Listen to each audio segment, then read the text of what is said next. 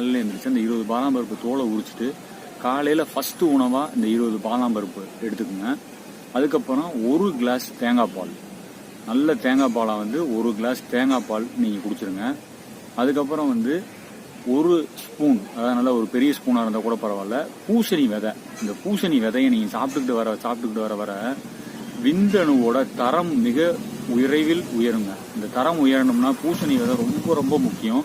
இந்த பூசணி விதையை நீங்கள் ரெகுலராக எடுத்துகிட்டே வாங்க. காலையில் எடுக்க வேண்டியது பாதாம் பருப்பு, 1 கிளாஸ் தேங்காய் பால், அதுக்கப்புறம் வந்து 1 டம்ளர் தேங்காய் பால், அதுக்கப்புறம் நம்மளுடைய பூசணி விதை. இந்த பூசணி விதையை 1 ஸ்பூன் காலையில் ரெகுலராக சாப்பிடுவாங்க. அதுக்கப்புறம் 1 செவ்வாழைப்பழம் ரெகுலராக நீங்கள் எடுத்துக்கிட்டே வாங்க. காலையில் ரொம்ப நல்லது. விந்தணு உற்பத்தி மிக விரைவில் அதிகமாகும்.